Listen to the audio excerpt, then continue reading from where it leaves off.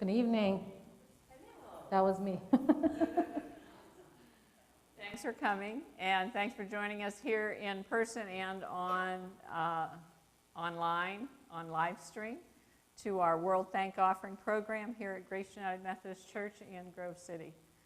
Our title tonight is Embracing Change, Sharing Grace. We're going to begin this evening by reading Mark 2:13-22. Once again, Jesus went out beside the lake. A large crowd came to him, and he began to teach them. As he walked along, he saw Levi, son of Alphaeus, sitting at the tax collector's booth. "Follow me," Jesus told him, and Levi got up and followed him. While Jesus was having dinner at Levi's house, many tax collectors and sinners were eating with him and his disciples, for there were many who followed him. When the teachers of the law, who were Pharisees, saw him eating with the sinners and tax collectors, they asked his disciples, "Why does he eat with tax collectors and sinners?" On hearing this, Jesus said to them, "It is not the healthy who need a doctor, but the sick. I have not come to call the righteous, but sinners." Now John's disciples and the Pharisees were fasting. Some people came and asked Jesus, "How is it that John's disciples and the disciples of the Pharisees are fasting, but yours are not?" Jesus answered, "How can the guests of the bridegroom fast while he is with them? They cannot, so long as they have him with them. But the time will come when the bridegroom will be taken from them, and on that day they will fast. No one sews a patch of unshrunk cloth on an old garment. If he does, the new piece will pull away from the old, making the tear worse. And no one pours new wine into old wineskins. If he does, the wine will burst the skins, and both the wine and the wineskins will be ruined. No, he pours new wine into wineskins." Verse 22 is the verse that we're focusing on tonight, as far as our lives and the church. And what are we doing in our old wineskins? Are we trying to fit something into our old wineskins when we should have new wineskins and putting something new into them? We're going to, the section now in our program is called Center Your Spirits. And I'm going to read a little devotional, and then at the end we'll do a responsive prayer. Loving God, help us to find the material for the new wineskins of our day.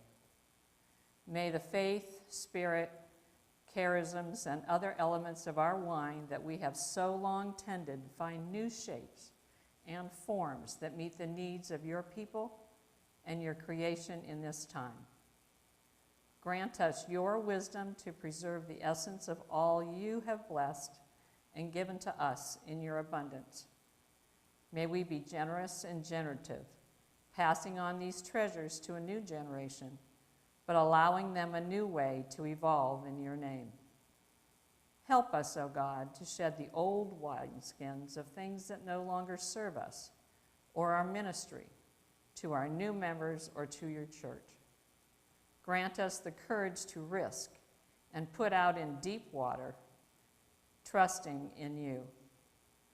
Break us out of brittleness that keeps us resistant or complacent. May we instead be renewed and expanded by the joy of your presence, surprising us in new ways. Lastly, O God, may this blending be a blessing to your people and your creation. May the wine of our lives outpoured be your love as gift to all. We have 3 questions that we want to reflect on at this time.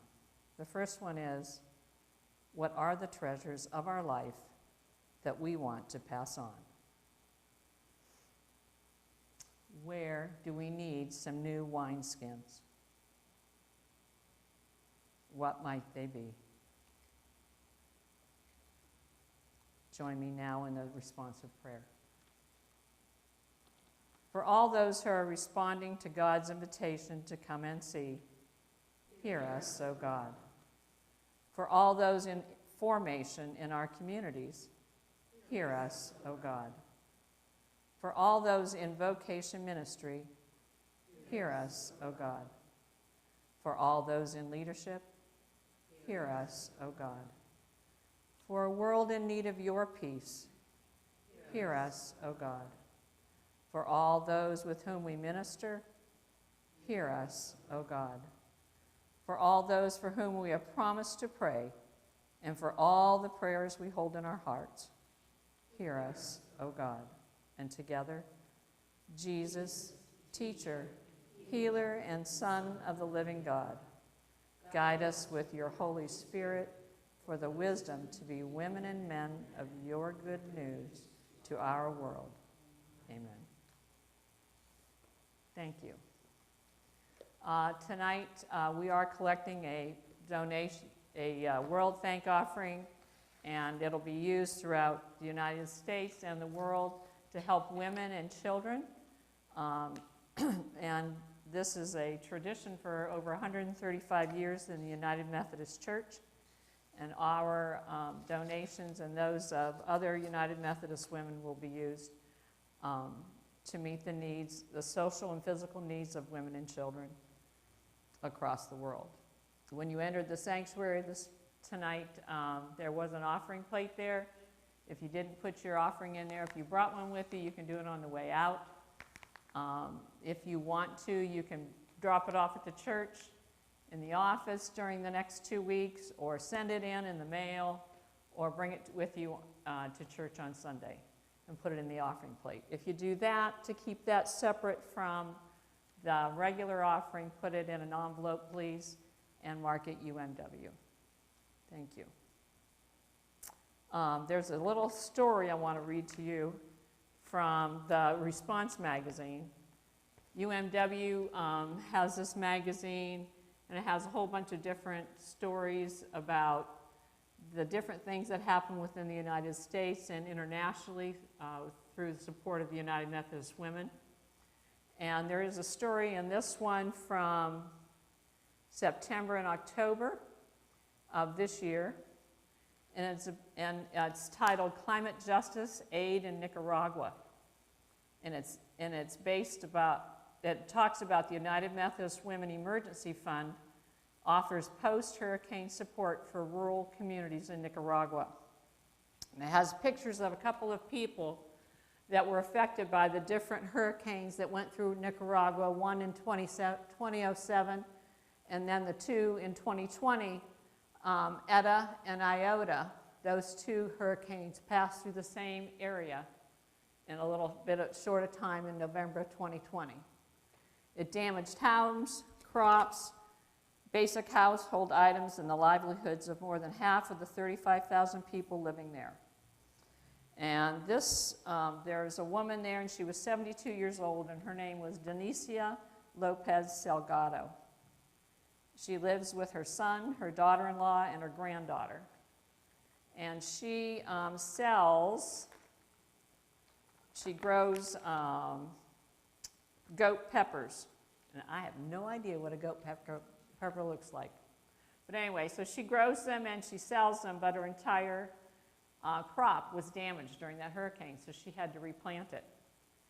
But through the United Methodist Women Emergency Fund and the partnership with an organization in Nicaragua called the Christian Medical Action, she was one of 30 elderly individuals in the 3 communities who received an aid packet with food, a hygiene kit containing soap, a toothbrush, toothpaste, and shampoo, household cleaning supplies, a foldable cane,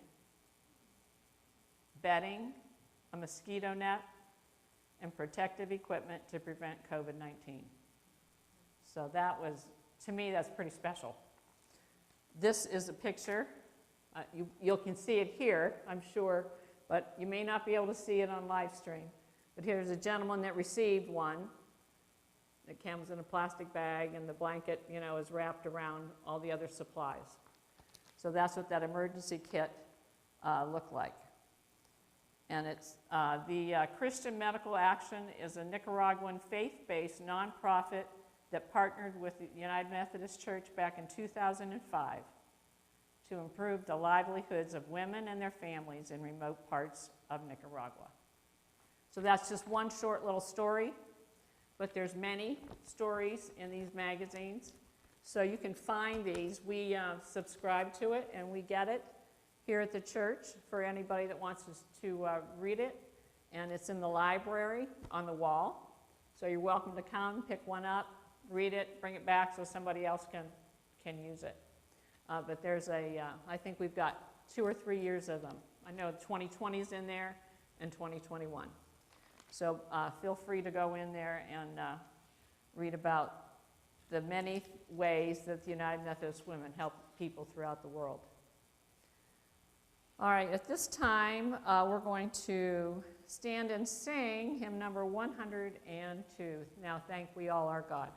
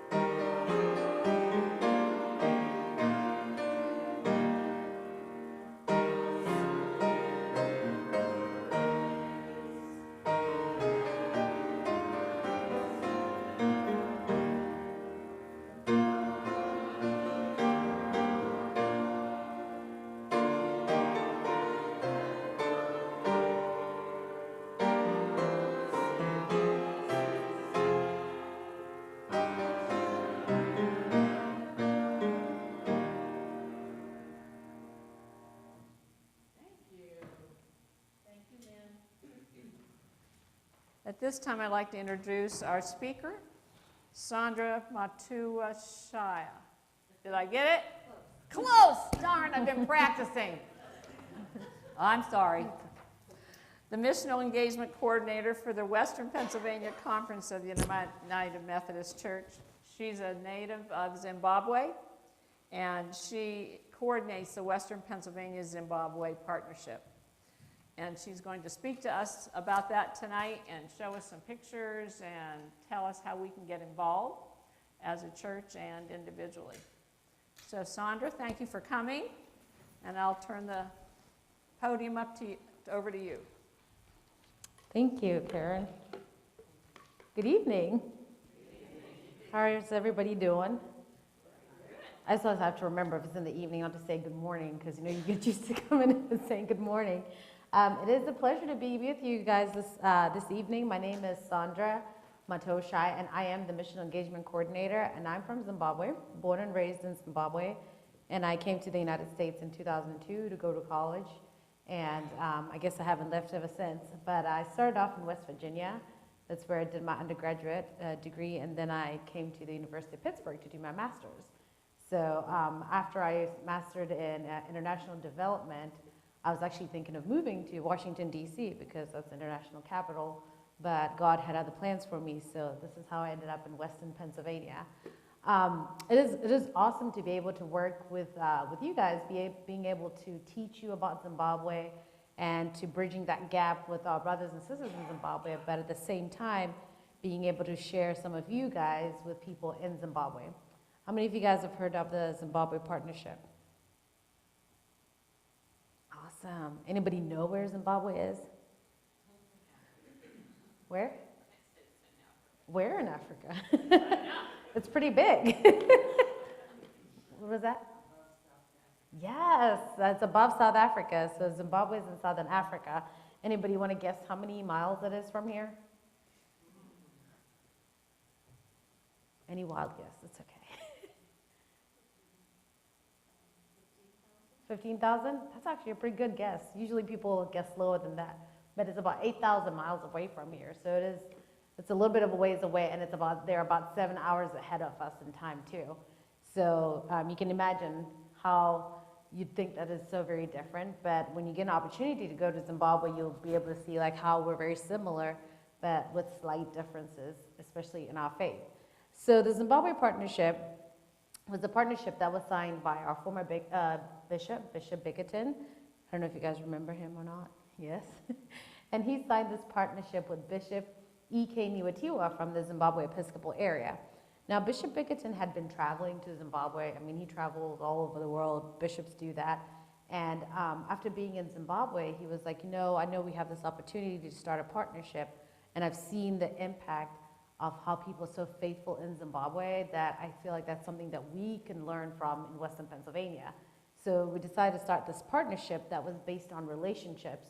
And the main objective of this was to build relationships, learn from each other, not to say the people in Zimbabwe know better or we know better, but to be able to figure out ways in which we can help each other in our journey, in our lives, as we get to know Christ even more. Now, has the church in Western Pennsylvania been growing? In some places, yes, but not that much, right? But the church in Zimbabwe has been growing, so you kind of wonder, okay, with the economic, political, and just all these different situations that the country has, why is the church growing so much? And it's also as a result of their faith. They put God first. They know that God will always be there for them. It's something that they've learned as kids, but we always wanted to be able to take people from Western Pennsylvania to be able to bring back some of those things that they have learned. But another great thing is that this partnership agreement was updated 2 years ago in 2019 by our current bishop, Bishop Cynthia Morkakoi, and Bishop Niwatiwa. He's still the bishop, and he's actually on his way of being a bishop in Zimbabwe. But when they reaffirmed this partnership, we had so many different opportunities here in Western Pennsylvania to interact and to have people from there come here and people from here go to Zimbabwe. So there's different ways in which we do this, and when we signed this partnership, we signed it around the 5 areas of focus that we have. So developing principled Christian leaders, engaging in ministry of the poor, stamping out killer diseases of poverty, I'm blanking out now, I'm leaving out another one, creating new places for new people in new and existing congregations, and dismantling racism. So as we were looking at those 5 areas of focuses, we decided, how can we do this? We created programs. So one of the biggest programs which we have is the immersion program. And so that's an opportunity for anybody in Western Pennsylvania to go to Zimbabwe and spend about 4 weeks with a family, learn about the culture, the history, as well as itinerate within the country to be able to see the different projects that we raise money for. We also have the Zim Camp, which is an opportunity for our youth, 15 to 18 years old, to go to Zimbabwe to kind of have a shortened version. It's about 2 weeks, 2.5 weeks, to be able to interact with youth in Zimbabwe, as well as to learn about the history and culture. And we kind of alternate those 2 programs that we have. The other one is the Lay Academy, which is a little bit shorter, so usually about 5 days to 7 days. And they have it every year, so we always try and look for a person that can go and teach in Zimbabwe. So they're always having it every year, but then sometimes they have different classes that say, hey, we need you to be able to come and help us. Can you come and teach us about this certain subject? So for example, management of finances or congregational development. And we've had a couple of those where people have gone. So hopefully everybody has a passport, because if we ever come to that opportunity and I need to come and get some people to go to Zimbabwe, I'll just come and call on you guys to be able to go. But either way, it's everybody that you speak to will tell you that it is a great opportunity. People get to learn so much. They build relationships. They enjoy the music. They enjoy so many different aspects of being in a different country. Despite it being far away, they feel at home. And that's also part of just the hospitality of the people in Zimbabwe. They will do whatever it takes to make sure that you have an amazing time, an amazing welcome while getting to know you. And the great thing about it is a lot of people have maintained those relationships, and that has grown throughout the years of the partnership. So one of the things that we talked about is the developing principal Christian leaders. So what we did is, after we had the partnership signed, we also wanted to be able to help with projects in Zimbabwe. So despite the economy, they're not able to do a lot of building of projects because they don't have no access to the resources for it. So for example, almost 90% of the population in Zimbabwe is unemployed. So you always wonder, how do people get to survive? But then the people at that church have to do their portion as well. Now they do not have access to money, but what they usually do is that they end up going to mold bricks. So you can imagine Sunday afternoon after worship service, everybody stays behind, and then they mold bricks. Those bricks are going to be used for that church building. Because whenever we have these projects, we don't want it to be a project from Grace United Methodist Church in Franklin. So hey, this is Grace United Methodist Church. If something goes wrong, they're going to call Grace United Methodist Church, come fix your church, right? We want them to have a sense of ownership. So if they play a part to it, it's their church, despite having it completed as part of a partnership. So they also have to have that obligation. And so, which is really great that they're able to do that. And that's been seen in other districts that we have. For example, the Pittsburgh district, they were revitalizing clinics in their partner district. And they're on the 5th clinic right now that they've been revitalizing. But the people on the ground provided the bricks and the sand and water that they had carried to the specific site to be able to help for that. And some of these clinics had cost about $300,000 to complete. And there's no way they could have got that. But people were able to work together and come alongside each other. So this is just another picture of the group. So you can imagine how big the group was and how everybody that was there at this one particular church that went to after Sunday worship, they were really excited. And the way that we did it with the partnership was by spreading it and partnering with the different districts, is because a lot of people always go to Zimbabwe, but then they only go to one area of the country. Have you guys heard of Africa University? Okay, yes, Africa University is in Zimbabwe. So a lot of times people just go straight to Africa University and they don't go anywhere else in the country. So whenever people come visit, like, oh, we heard there were missionaries that came, yeah, but they never come to see us. They don't care about us. So that's why as a partnership, we wanted to be able to spread and figure out ways in which we can interact with more people within the country. So that's why it was important for us to have those district-to-district relationships. So like I said, the Franklin district is partnered with the Makoni-Buhera District. And the great part too, we've even had people go on an immersion and actually stayed in the Makoni-Buhera District. So when the partnership was signed, the district council decided they wanted to help partner with Clare Secondary Mission School. And at this mission school, the first thing that they were raising money for was a teacher's house. So you can see the teacher's house that's in the picture over there. That is the teacher's house that was built with money that was raised from the Franklin district in partnership with the people in Zimbabwe. When the partnership was signed in 2010, 2 years later, a year later, we started raising money for the projects. And within less than a year, the Franklin district had already raised over $19,000. And they were the first, you guys were the first district to actually raise all their money for their project, and that project was able to be completed. Now this teacher's house actually can house about 3 different families in it, so you can imagine how important it is. And the teachers are able to stay on the mission. Because what would happen is the teachers were commuting every single day, and so sometimes that cuts hours for the kids to be able to spend time with the teacher, also depending on safety and the time of the day. So this is the teacher's house that was built. So it's really amazing that you guys, you might not even remember it, but you're able to raise $19,000, and that was pretty amazing. The next thing is we had the group that was visiting actually go and visit the the teacher's house. So which is good. Whenever we have people visit Zimbabwe for the different programs, we try and make sure that they can see where their money and how their work here in Western Pennsylvania has gone to provide for people in Zimbabwe. Then they can come and share the story. I could share stories with you guys, but maybe I could be biased. You never know. So it's also good to have everybody else from Western Pennsylvania visit these areas. The other thing too is so we decided to choose the secondary school because the primary school is actually more developed than the secondary school. And so this is all, those two classrooms are the only classrooms that the secondary school had. So you can imagine a high school with only 2 classroom blocks that have 2 classrooms per classroom block.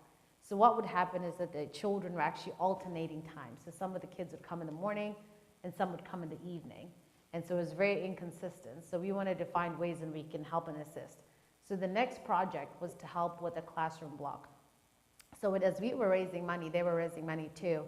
They were able to start building this secondary school, the classroom block, and this was our next project. So this is when we went to visit in 2014. It was already standing. It was just a little bit more money needed to be able to finish this classroom block.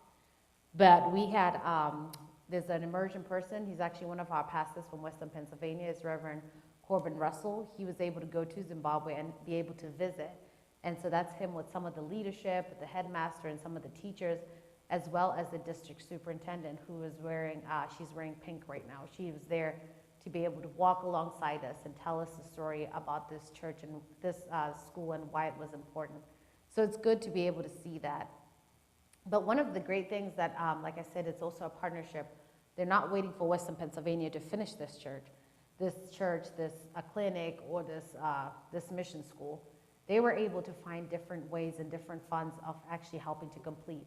So we had helped to support to build at least the walls for the classroom block, but then they applied to the government, and the government was able to raise money for the roof, as well as the United Methodist Men did some fundraising as well that they were able to use for the church, for the classroom block. And what we did is we helped with the plastering, and then eventually they were able to finish the painting for this classroom block.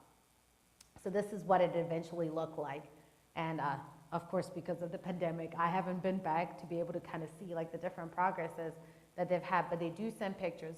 But you can see that at least now they have 3 classroom blocks, and they've been very, very helpful. So this was a picture showing some of the students when they were in the classroom. So of course they were still crammed in that, but at least it was better. So you can imagine with the amount of kids that were there. But when you look at the pandemic and everything that we've gone through the past couple of years, you can actually see that this is something that will be greatly needed.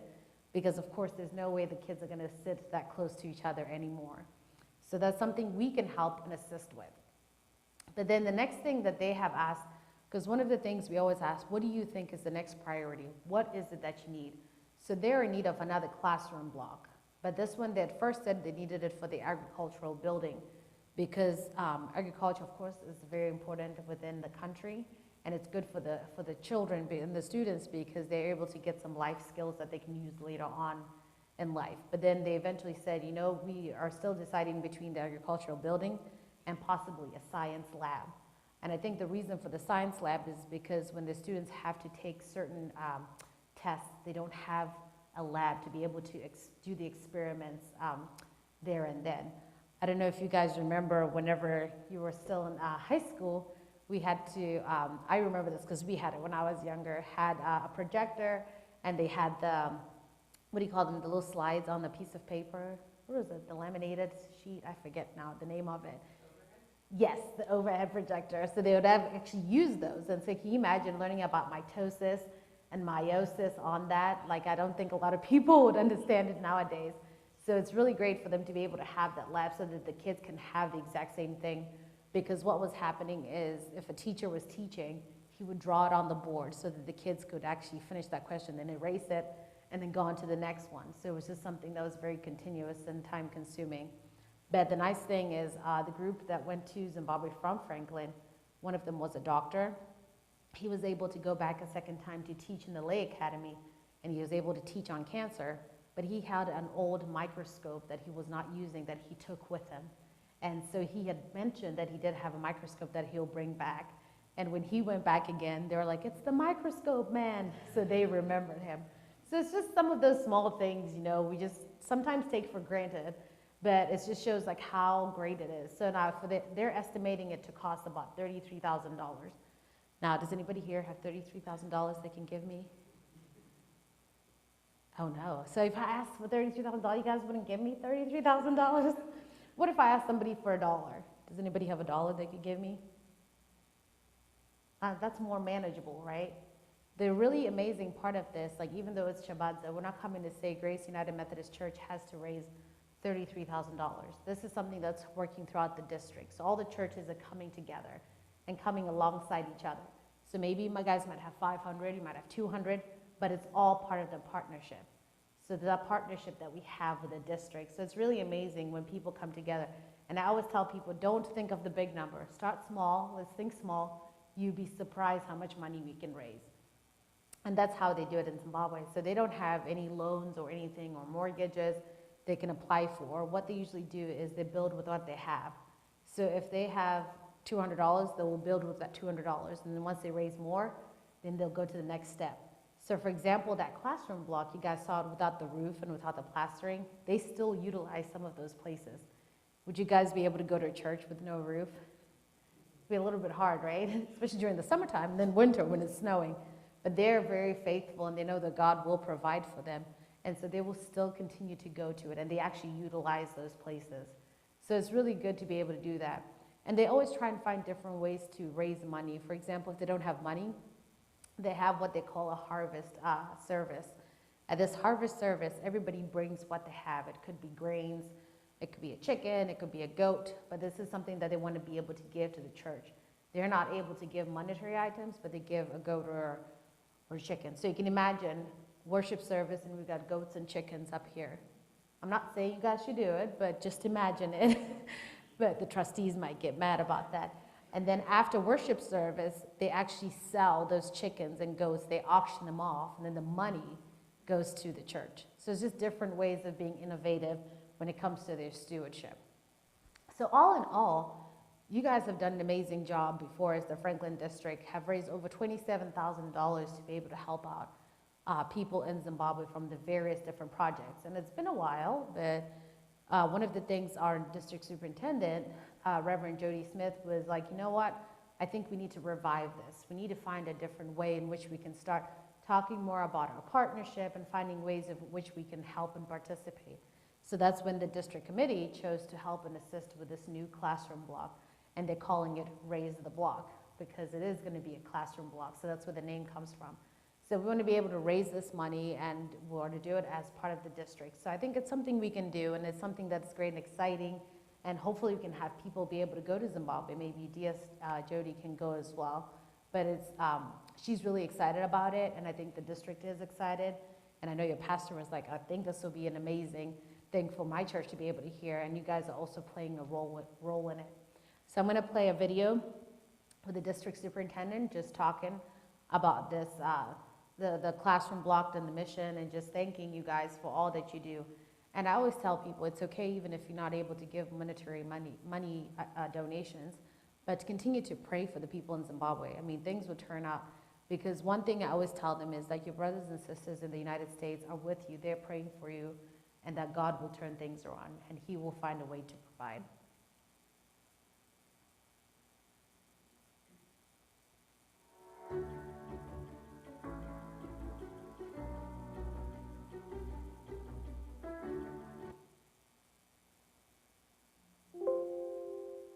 Uh-oh.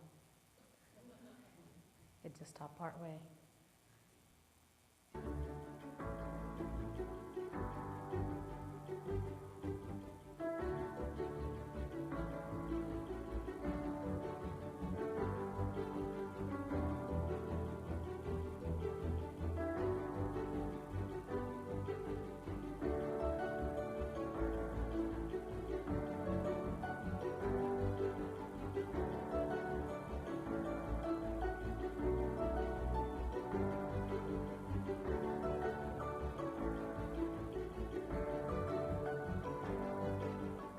My name is Diana Matikiti. I'm the District Superintendent for Makoni-Buhera District. Now we are at Clare Mission School, Clare Secondary School. This is a very important mission school in our district because the catchment area, it stretches for a long area, for a big area. So we can find that it's so important to have this mission secondary school in our district. We want to thank you very much for your assistance in the buildings and everything else you have managed to send over here so that we can have this secondary school with this structure. I think without you, we would not have something like this. Thank you very much.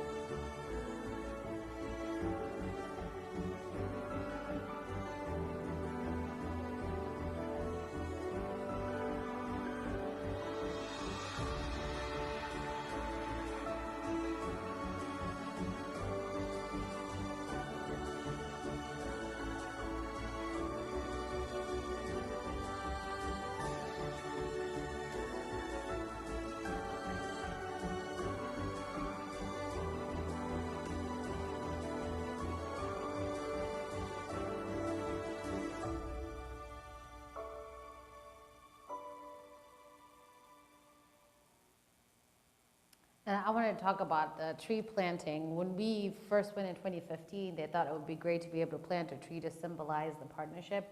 That is something that was going to be growing continually. So we had the leader of the group from Franklin, Dr. Todd Bush. He was able to plant the tree with one of the pastors in Zimbabwe. And when we came back with him the following year, as he taught, he was able to go and see the tree. When we went in 2019, one of our last trips for the lay academy, we went with the bishop because she usually goes. I remember we were on our way to Mutare, and as you go to Mutare, you pass by Clare Secondary Mission School, and our bus broke down, and we broke down like less than a mile away from the mission school. And so I remember saying, I was like, it's okay, Bishop, we're home. This is our Methodist church, our Methodist mission. So this is where we're supposed to be. And so they were able to have that picture taken by that tree and to be able to visit that mission. I was like, I know we had plans to get to Mutare, but I think God had a plan that we had to stop at this mission. And so it was great. They figured out a way for us, but it was amazing that we're able to stop there.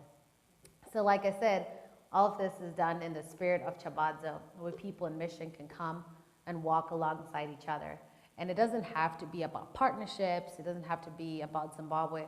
It can also be about things that you do here at your church and the different ministries, because you're not doing it all alone. You're working alongside other people as well that have the same vision that you have.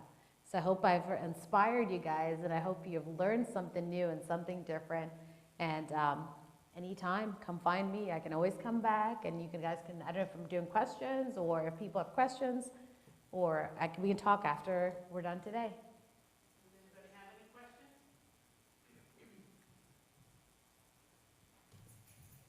You can bring out the quiz now. I'm just kidding. Thank you so much. Thank you, Sandra.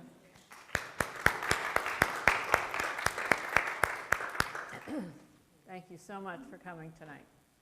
That concludes our program for tonight. Thank you for coming.